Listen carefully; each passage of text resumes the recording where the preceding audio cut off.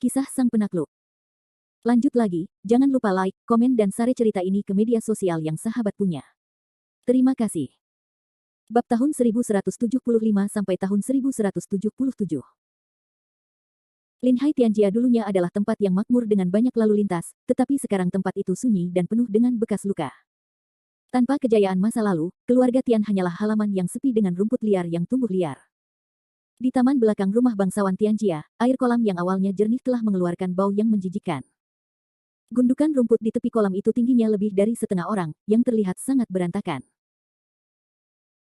Pada saat ini, di bawah matahari terbenam di gunung barat, seorang sosok paruh baya berjas berdiri di rumput gurun, matanya menatap semua yang ada di depannya, tinjunya terkepal dengan keras, dan dia tidak dapat menahan diri untuk berteriak dalam hatinya, Kevin Ye, kamu tunggu aku, semua yang kamu ambil dariku, aku Baritian akan memintanya darimu satu persatu ayolah. Memang benar bahwa pria paruh baya yang berdiri di Taman Tianjia Zuang yang sepi itu tidak lain adalah Baritian. Tetapi saat ini, Baritian sangat berbeda dari yang asli. Tidak peduli bentuk atau penampilannya, Baritian jauh dari Linhai, seolah-olah dia tidak sendirian. Tentu saja, kembali ke Linhai lagi, perubahan Baritian tidak sesederhana bentuk tubuh dan penampilannya. Bahkan prestasinya telah mengalami perubahan yang mengguncang bumi. Pada awalnya, sebagai kepala keluarga Tian, salah satu dari 3 keluarga di Linhai, prestasi Baritian tidak lebih dari alam harimau lembu. Namun, setelah beberapa bulan absen, Baritian banyak berubah. Suasana kultivasinya telah memasuki tahap awal kelahirannya dan benar-benar memasuki alam seorang praktisi. Dalam beberapa bulan, kita tidak dapat membalikkan bumi. Angin terus-menerus bertiup di pakaian Baritian, dan bau pembunuhan tidak sopan. Tampaknya Baritian dapat menciumnya dari seluruh dunia. Rumah bangsawan Tianjia bukan hanya tempat di mana seluruh keluarga Tian menjadi kaya, tetapi juga rumah tua tempat Baritian tinggal selama beberapa dekade. Jadi ketika dia kembali ke Linhai lagi, Baritian adalah yang pertama kali kembali ke rumah bangsawan Tianjia. Melihat ke arah rumah tua yang sunyi itu, Baritian bersumpah untuk mengambil kembali semua yang telah hilang darinya. Baik itu keluarga Tian maupun geng Sirius. Namun, ketika Baritian sedang diam-diam melihat semua hal di depannya, terdengar tawa cekikikan di belakangnya. Tawa itu seperti lonceng perak, yang terdengar sangat menyenangkan. Mendengar tawa ini, Baritian tidak menoleh ke belakang, tetapi berkata dengan lembut, bagaimana kamu bisa sampai di sini? Saat itu, di belakang Baritian, sesosok anggun melintas dan berdiri tepat di samping Baritian. Wanita yang tiba-tiba muncul itu tampak seperti berusia 20-an. Dia mengenakan gaun alien. Wajahnya yang cantik memiliki pesona tertentu dari Keir biru, tetapi dia lebih dewasa dan menawan daripada Lan Cair. Mengangkat mata untuk melihat Baritian, wanita itu mendesah, ujung jari ramping meluncur di bahu Baritian. Aku tahu kamu akan berada di sini. Mengapa? Sepertinya kamu masih belum bisa melepaskan tanah pertanianmu. Suara wanita itu ambigu, tetapi nadanya sangat tidak sopan. Dalam hal ini, Baritian hanya mendengus, menoleh dan berkata, jika itu kamu, bisakah kamu meletakkannya? Wanita itu menundukkan kepalanya, berpikir sejenak, dan berkata, aku tidak bisa meletakkannya. Kemudian wanita itu berbalik lagi dan berkata, tetapi jika kamu tidak bisa meletakkannya, kamu harus ingat bahwa kamu bukan lagi Baritian, tetapi Nan Fenghua. Tentu saja, kamu bukan kepala keluarga, tetapi utusan kuil surah. Baritian tidak sabar dan berkata, aku tahu, kamu tidak perlu mengatakan lebih banyak tentang itu. Jari-jari ramping wanita itu terus-menerus bergetar maju mundur di bahu Baritian, dan kemudian suaranya melayang lembut, saya cukup baik untuk mengingatkan Anda bahwa jangan lupakan misi Anda. Jika Anda kembali ke Linhai kali ini dan Anda merusak urusan kepala kuil karena kemarahan sementara Anda, konsekuensinya akan sangat serius. Untuk peringatan baik wanita itu, atau ancaman, Baritian hanya mendengus, tetapi tidak membuat pernyataan apapun. Baritian sendiri adalah pria keras kepala yang tidak dapat ditentukan oleh takdir. Alasan mengapa ia bergabung dengan Aula Sura adalah untuk kembali untuk membalas dendam.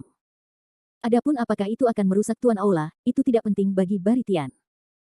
Untuk sesaat, seluruh tepi danau Tian menjadi sunyi, karena ketidakpedulian Baritian, wanita itu hanya bisa menghela nafas tanpa daya. Hubungan antara dia dan Baritian dapat dikatakan cukup rumit, atau lebih tepatnya untuk meringkasnya dalam satu kata, yaitu orang asing yang paling dikenal. Sepasang tangan giok sedikit gemetar. Tiba-tiba, seluruh tubuh wanita itu menempel di punggung Baritian, dan tangannya melingkari pinggang Baritian. Dari kejauhan, hubungan antara keduanya tampak sangat intim. Namun, atas kedatangan Xiang Yan yang tiba-tiba ini, Baritian menunjukkan perlawanan yang cukup besar, wajahnya sedikit berubah, dan kemudian mendorong wanita di belakangnya. Wanita itu awalnya tertegun, kemudian menunjukkan senyum malu di wajahnya, bagaimana mungkin, hal-hal telah berlalu bertahun-tahun, kamu masih menolak untuk memaafkanku. Namun, Baritian mencibir dan berkata, kupu-kupu biru, tidak ada pengampunan antara kamu dan aku. Siapa kamu? Aku khawatir semua orang di aula surah tahu itu. Aku bukan orang bodoh Jiang Tiansheng. Aku pernah ditipu olehmu.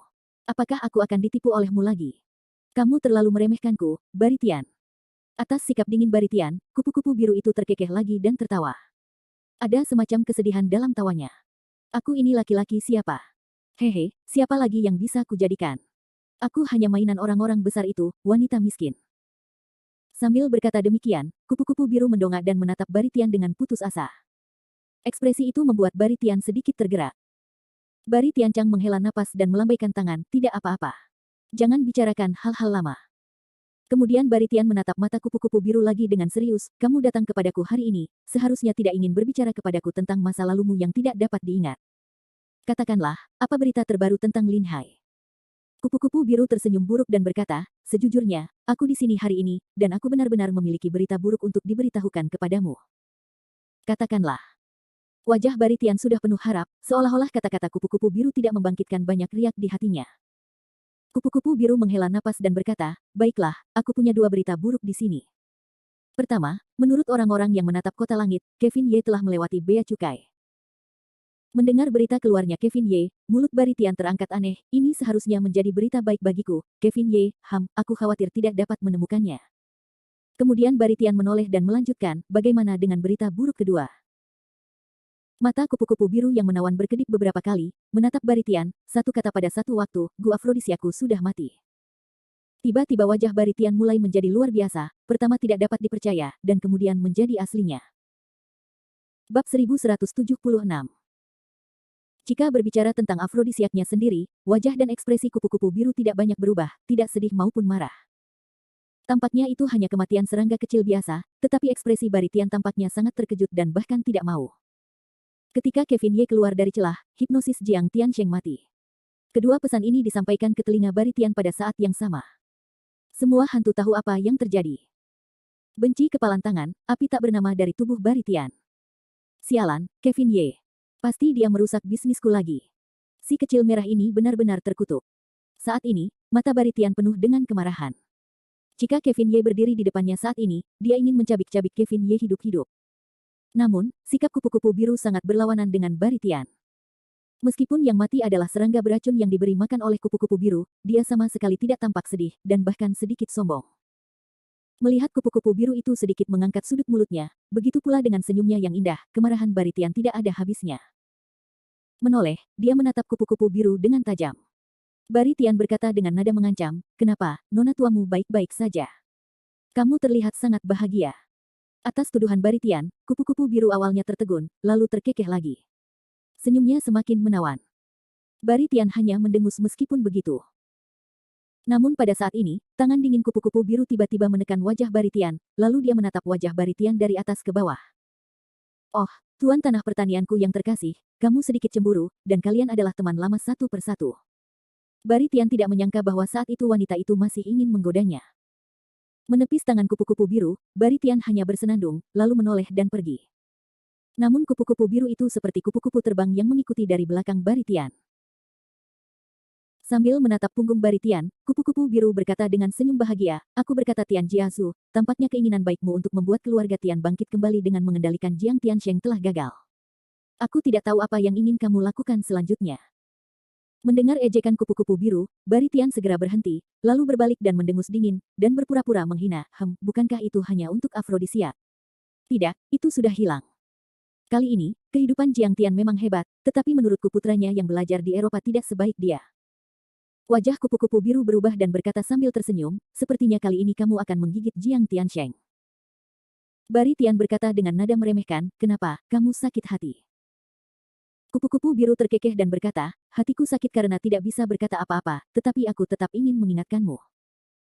Penguasa kuil mengirimmu ke Lin Hai kali ini bukan untuk membiarkanmu menggigit Jiang Tiansheng, juga bukan untuk membuat keluarga Tianmu bangkit kembali. Jangan menaruh kereta di depan kuda. Mengenai saran kupu-kupu biru, Baritian berkata dengan tidak sabar, aku tahu, kamu tidak perlu mengingatkanku tentang hal ini lagi dan lagi. Jika kamu ingin berurusan dengan Kevin Ye dan kota langitnya, aku punya caraku sendiri. Kamu tidak perlu khawatir tentang hal itu. Kupu-kupu biru mengangguk dan berkata, kalau begitu, aku tidak akan mengatakan apa-apa lagi. Bagus jika kamu mengetahuinya dalam pikiranmu. Saat dia berbicara, kupu-kupu biru yang mengikuti Baritian berpura-pura santai dan berkata, baiklah, apa yang harus aku katakan di sini sudah dikatakan, dan apa yang harus diingatkan juga sudah diingatkan. Itu tergantung padamu sendiri apakah kamu dapat menyelesaikan tugas yang diberikan oleh kepala aula selanjutnya. Setelah itu, kupu-kupu biru menghentikan suaranya, dan wajahnya tampak jenaka. Dia berkata, ayolah, aku harus pergi. Aku akan mampir ke SMP Lin Haino. Satu dan menemui nona tuaku. Kupu-kupu biru di mulut Lao Xiang Hao menggigit 3 kata dengan sangat kuat, tampaknya sengaja berada di harta karun ladang gas. Dan ketika Baritian menoleh ke belakang, kupu-kupu biru itu berubah menjadi pelangi putih dan menghilang, meninggalkan Baritian sendirian dalam keadaan linglung di antara rumput liar. Setelah waktu yang lama, Baritian Cai memarahi dirinya sendiri dengan suara yang menghilang, jalang. Sebenarnya, hubungan antara Baritian dan kupu-kupu biru cukup rumit. Dilihat dari pertemuan mereka, pasti ada sesuatu yang terjadi di antara mereka. Kalau tidak, perilaku mereka tidak akan begitu intim. Namun dalam proses percakapan mereka, Baritian ingin mengasingkan kupu-kupu biru dari tulangnya. Bagaimanapun, identitas kupu-kupu biru di Aula Sura sangat sensitif. Bahkan Baritian tidak ingin memprovokasi wanita ini seperti bunga sosial. Setelah kupu-kupu biru pergi, Baritian berjalan di Taman Tianjiazuang yang terbengkalai sendirian. Sosoknya menyapu rumput liar dan lumpur. Sepertinya pikiran Baritian tidak ada di sini saat ini. Perlahan, Baritian tiba-tiba mengangkat kepalanya dan menatap langit di timur. Arah ini hanya ditujukan ke kota langit Kevin Ye. Kemarahan, kepahitan, kebencian, semua emosi adalah otak yang kembali melonjak ke dalam pikiran Baritian. Dia meremas tinjunya dengan setetes darah merah. Baritian bergumam pada dirinya sendiri lagi dan mencibir, Kevin Ye, aku tahu bahwa kamu telah menjadi penguasa dewa sekarang. Aku tidak dapat membantumu, tetapi aku tidak dapat membunuhmu, tetapi aku dapat menyiksa wanitamu. Tunggu saja. Karena aku kembali, aku akan membiarkanmu merasakannya. Untuk merasakan penderitaan seperti ini pasti. Setelah itu, tubuh Baritian tiba-tiba bergerak dan menghilang di pertanian seperti angin. Seluruh pertanian jatuh ke dalam kehancuran dan kesepian lagi. Namun, tepat setelah Baritian pergi, api menyala di halaman Taman Tianjiazuang yang sepi. Pemuda berpakaian putih berjalan keluar dari api keemasan dengan tenang. Mulut pemuda itu dengan senyum, wajah yang cantik, berjalan santai, tidak terlihat cemas. Di sepanjang jalan kedatangan Baritian, pemuda itu berhenti bergerak maju setelah waktu yang lama. Senyum semakin jelas di wajahnya. Sambil menunduk menatap lumpur di bawah kakinya, pemuda itu tak kuasa menahan senyum dan berkata, Baritian, aku telah berjanji padamu untuk mengampuni nyawamu. Namun, jika kau begitu keras kepala, aku khawatir tak seorang pun dapat menyelamatkanmu di dunia ini. Sambil berbicara, pemuda itu mengangkat tangannya, dan cahaya keemasan tiba-tiba jatuh di Taman Tianjiazuang, membentuk susunan yang aneh. Setelah semangat susunan itu melonjak, pemuda itu menghilang di ujung pertanian. Sebelum pergi, pemuda itu hanya berbisik pada dirinya sendiri, meninggalkan 4 kata di tanah milik bangsawan, bersikaplah baik untuk dirimu sendiri. Bab 1177. Baritian dan kupu-kupu biru juga meremehkan Kevin Ye. Karena obsesi Jiang Tiansheng telah terpecahkan, mereka seharusnya tahu bahwa Kevin Ye dan Jiang Tiansheng telah bertemu. Karena Kevin Ye tahu bahwa Baritian telah mengubah wajahnya dan muncul di Linhai, bagaimana mungkin dia tidak menemukan Baritian? Jika Anda tidak sopan, selama Baritian berada di Linhai, pikiran Kevin Ye yang kuat pasti akan dapat menemukannya. Kevin Ye hari ini sudah memiliki kultivasi yang mengerikan ini. Tentu saja, dalam kesan Baritian, Kevin Ye mungkin masih anak muda yang baru saja muncul di Linhai. Oleh karena itu, Baritian tidak peduli dengan nama Kevin Ye karena keunggulan bawaannya. Dia meninggalkan gerbang rumah Tianjia sendirian. Sekarang Baritian, yang telah mengubah wajahnya, berjalan di jalan yang menghadap ke laut. Namun, Baritian tidak lagi disebut Baritian. Dia memiliki nama baru, Nan Fenghua. Dia berjalan di jalan-jalan Linhai, menghirup udara laut tanpa rasa khawatir. Baritian hari ini tidak perlu dipukuli dan dibunuh seperti tikus jalanan. Perasaan tersesat dan pulih membuat seluruh tubuh Baritian tampak penuh dengan sel. Namun saat ini, Baritian tidak menyadari bahwa dia tidak jauh di belakangnya. 2 pasang mata tajam menatapnya.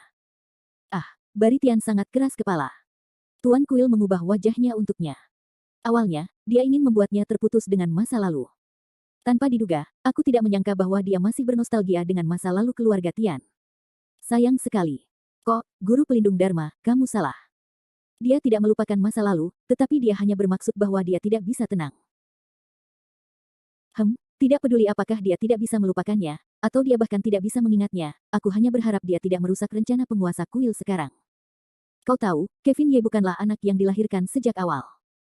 Jika dia benar-benar menunjukkan kesalahan, dia tidak akan kehilangan nyawanya sendiri, dan dia juga akan menghancurkan seluruh rencana penguasa kuil. Jangan khawatir, pelindung Dharma.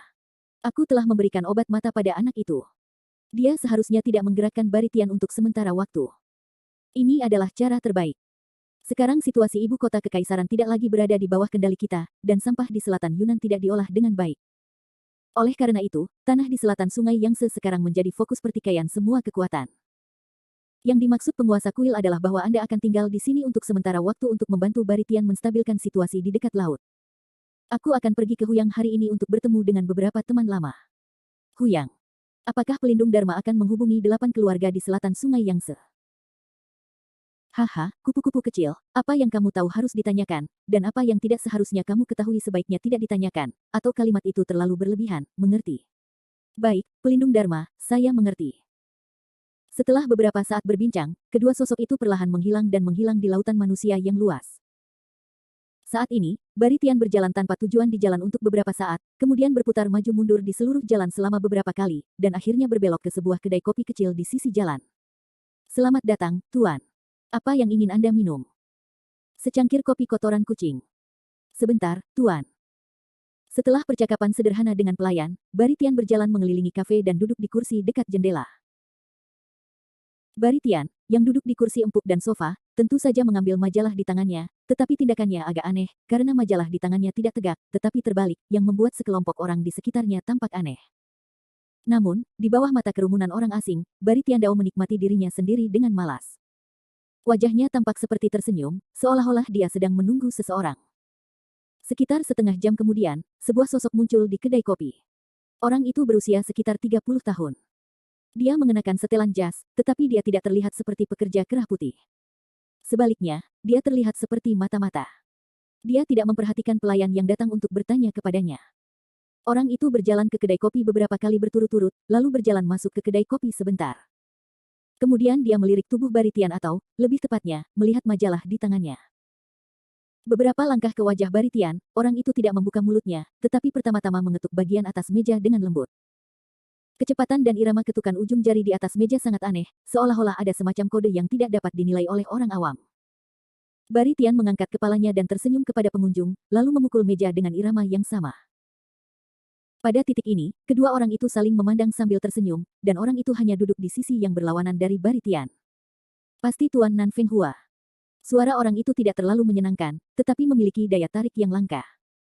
Baritian mengangguk lalu berkata sambil tersenyum, apakah kau bertanya tentang Chen Seng? Mendengar pertanyaan Baritian, orang itu menundukkan kepalanya dengan malu-malu dan berkata, ya, tepat di bawah. Mendengarkan jawaban masam dan kaku dari pihak lain, Baritian merasa ada yang tidak beres. Namun saat ini, Baritian sudah menjadi penguasa alam bawaan. Ia segera mengangkat bulu kuduknya dan menatap Chen Seng dengan bercanda. Tuan Chen, apakah industri Anda selalu aneh? Bukankah terlalu sulit untuk bertemu satu sama lain? Chen Seng, dengan senyum jahat, merendahkan suaranya dan berkata, Tuan Nanfeng tidak tahu apa-apa tentang itu. Ini detektif swasta. Bisnis ini tidak masuk akal atau legal di timur saat ini. Jika lebih serius, akan mengancam jiwa. Jadi kami akan lebih berhati-hati saat bertemu pelanggan. Baritian berkata sambil tersenyum, detektif swasta. Tuan Chen benar-benar rendah hati. Baritian tahu persis apa yang dilakukan pria di depannya. Detektif swasta biasa hanya mengambil gambar. Tetapi orang ini berbeda. Dikatakan bahwa Chen Seng adalah kaleidoskop Lin Hai. Jika Anda bertanya kepadanya, itu sekecil warna pakaian dalam saudara iparnya di rumah tetangga sebelah, dan apa yang dimiliki para pejabat, pengusaha, dan politisi di Lin Hai, saya khawatir dia tahu semua rahasianya. Tidak lagi bercanda tentang Chen Seng, Baritian hanya minum kopi dan bertanya pada dirinya sendiri, Tuan Chen, kita tidak akan membicarakan penyimpangan itu hari ini. Saya punya 2 pertanyaan untuk ditanyakan kepada Anda hari ini ketika saya bertanya kepada Anda di sini. Chen Seng segera berkata sambil tersenyum, Tuan Nanfeng, sama-sama. Saya tidak berani meminta nasihat. Saya hanya kuli berita Lin Hai. Saat berbicara dengan rendah hati, Chen Seng segera mengubah kata-katanya, Tuan Nanfeng, jika Anda ingin mengetahui berita apapun, silakan buka mulut Anda. Saya harus tahu segalanya dan mengatakan segalanya. Namun, saya harus memberitahu Tuan Nanfeng tentang aturan perdagangan kami terlebih dahulu. Informasi kami diberikan dengan kompensasi, dan informasi tersebut tidak dikenakan biaya sesuai dengan jumlah pertanyaan, tetapi sesuai dengan isi pesan. Tuan Nanfeng dapat memahami hal ini. Bari Tian menganggukkan kepalanya dan berkata, Tuan Chen telah menyaringnya. Saya masih memahami aturan ini. Itu bagus. Mari kita bicara lebih sedikit dan langsung ke intinya. Saya tidak tahu apa yang ingin Tuan Nanfeng tanyakan kepada saya hari ini. Bari Tian tersenyum tipis, saya ingin bertanya kepada Tuan Chen tentang seseorang. Siapa itu? Wajah Chen Seng sedikit berubah. Dia berhati-hati. Perhiasan Lin Hailiu, Mona Liu. Bari Tian memegang cangkir kopi kata demi kata.